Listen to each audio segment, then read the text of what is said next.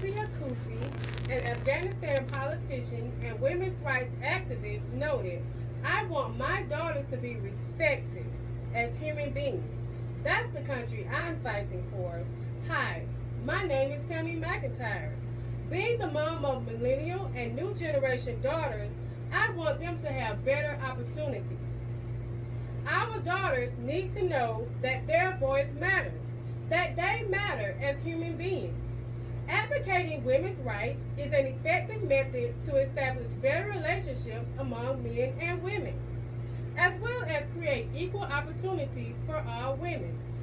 Today, I'd like to talk to you about first, the need to advocate for women's rights. Second, how you can decide to become a women's rights activist. And finally, how all women can benefit from your decision to fight for women's rights. I want to begin by talking about the need to advocate for women's rights. The problem is that we don't have enough men and women speaking up for the rights of women. According to Jonathan Moyer, in the 2017 article, Speaking Up for Women's Rights, published by New America, men approach the concept to argue for the rights of women because they say we all came from women. This argument will only suggest that a woman should not have to be subjected to unfair treatment because her husband or brother would be unhappy, not because she deserves equal treatment in her own right. According to the World Economic Forum, the need for women's rights issues is greatest in the Middle East, South Asia, and North African countries like India, Saudi Arabia, and Lebanon, for instance. As stated in the article, Situation of Women in India on the India Female Rights website, the women in places like India need your help to end the acceptance of domestic violence as culturally and religiously acceptable. The women of India need to have more choices to engage in paid work.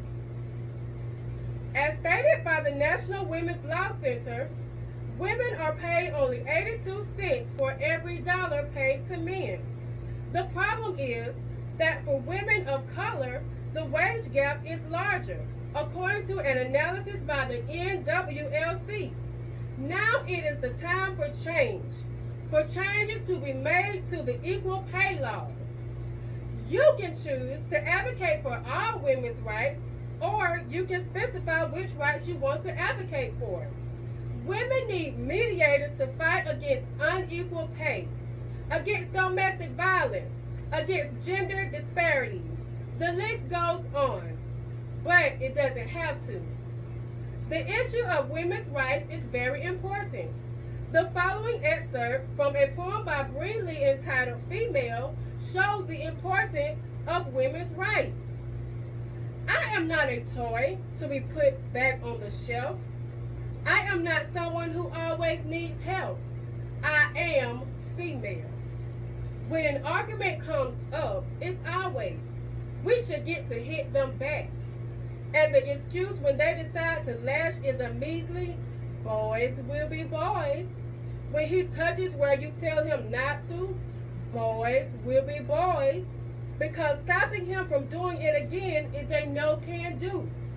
As females, we stand, and to those who drag us down, we will not give a second glance. This problem is not only national, but also right here in the Midwest region.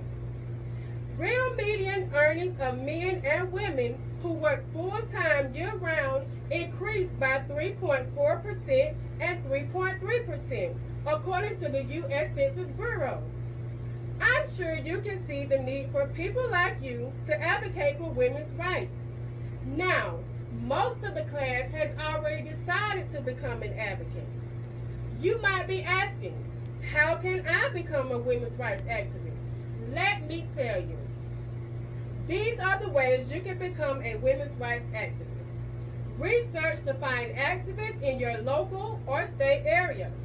In order to be effective, you need to know what other activists have done.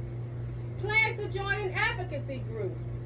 You can see becoming a women's rights activist is isn't hard. Now let's look at the outcome if you choose to fight for women's rights or if you choose not to.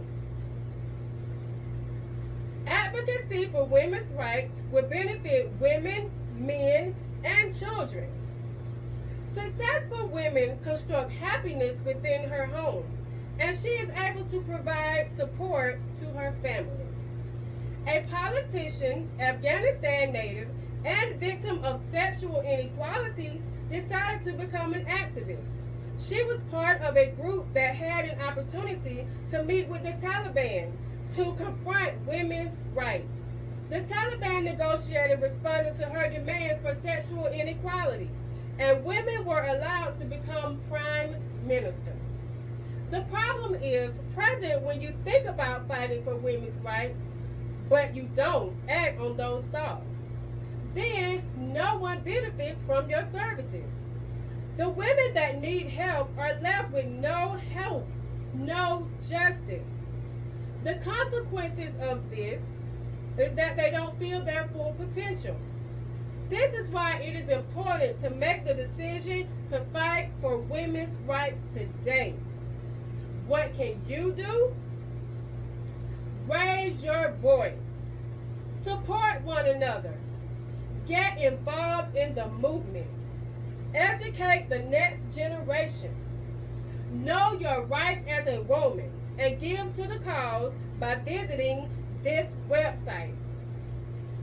As you can see, fighting for women's rights is very important and it can be rewarding for you. Advocating women's rights is an effective method to establish better relationships among men and women, as well as create equal opportunities for all women. I've told you about the need to advocate for women's rights, how you can advocate for women's rights, and how you can decide to take steps to advocate women's rights, and finally, see how all women can benefit from your decision.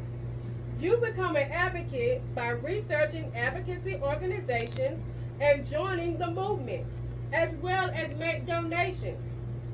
What if the person being affected by sexual inequality was your family member?